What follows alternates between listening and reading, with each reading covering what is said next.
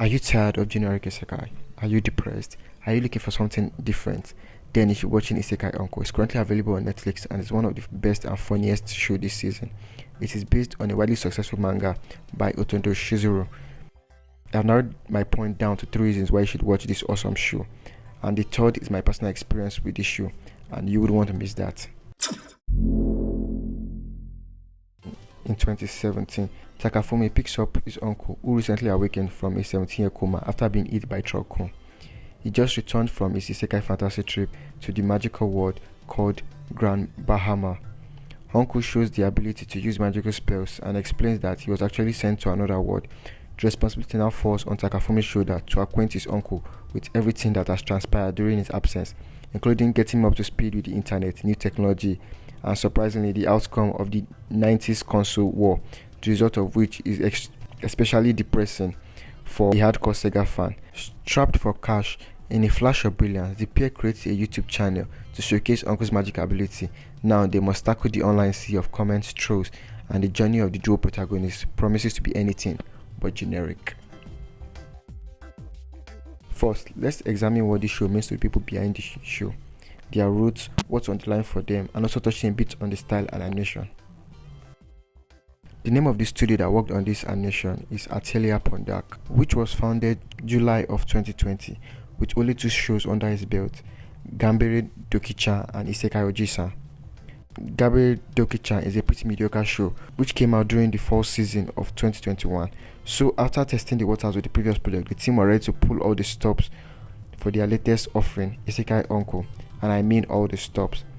From picking the least busy season, summer 2022, which only has The Devil is a Part-Timer season 2, Overlord season 4, and Clash Royale season 2 as really major releases, and maybe some other shows here and there. The next major step was to pick a good source material, and Isekai Ojisan just fit their billing, as it is a widely successful manga. As of February of 2022, it announced that 1.8 million copies had been sold. It was also a front-runner in the Bookwalker 2020 Manga Award, only losing to Demon Slayer.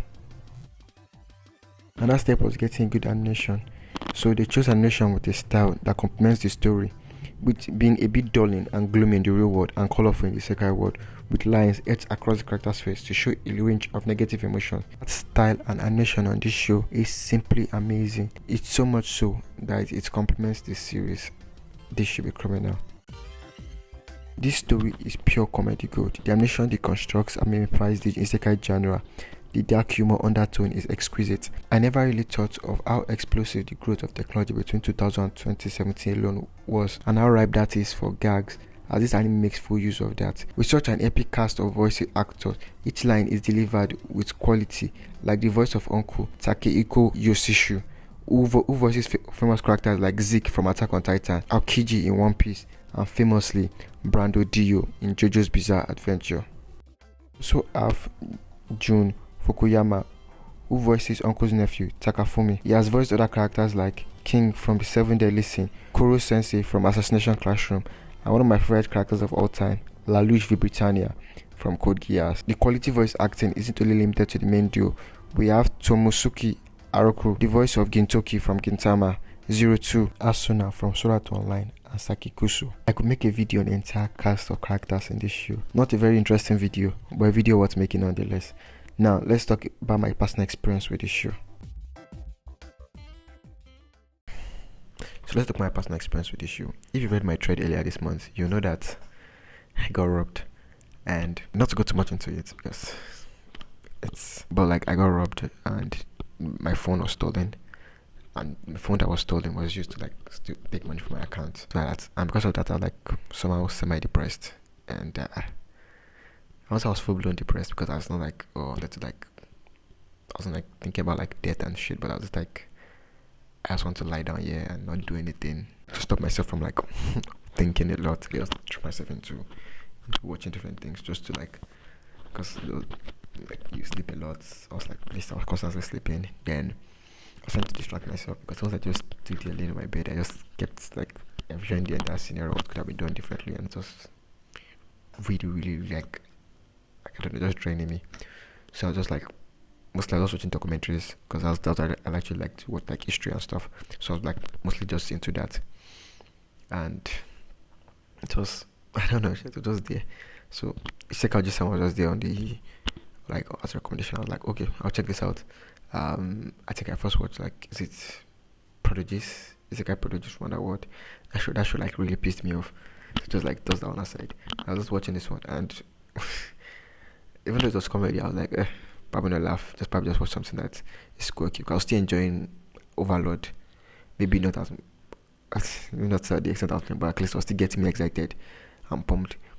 But then I was like Isekai just for the first time, like like a week, over a week, sure, I was able to laugh and smile, and I was like, I don't know, it just really hit me differently. The show is really good, and I recommend it for you. So, and the only series that I know that's ever done that for me, and I was the person like One Piece. I can't watch One Piece now because I've watched everything already. But like One Piece and that series, I know that is really, really, really funny like that. You can actually watch this series on Netflix. But I don't know why it is like a weird licensing issue, or Netflix just holding it a bit, because sometimes you would see some other sites that have it like, well, some other sites basically they have it earlier than them, which is weird. Because I know, like, I think episode 5 was out, and they were like, oh, it's not going to be out until like August 31st. So I don't really get what's going on there. So, but if you can wait for Netflix adaptation, I advise you to wait. If not, there are definitely other places where you can get them. Wink, wink. I actually love it to watch this, especially this season before. I said next season, just because next season is going to be crazy. We have Bleach coming, we have Chainsaw Man coming, and if potentially you're watching this video in the future, then you actually have a great show ahead of you to watch. So I hope you enjoy. Thanks for watching. Thank you for subscribing to the channel. Let's start a console of our own. Tell me what your favorite console is in the comment section below, and why the other one is bad. Or if you don't have a favorite console, tell me what your favorite game is and why the competitor is not as good as it. Alright, I have some videos on screen right now for you to watch. See you there.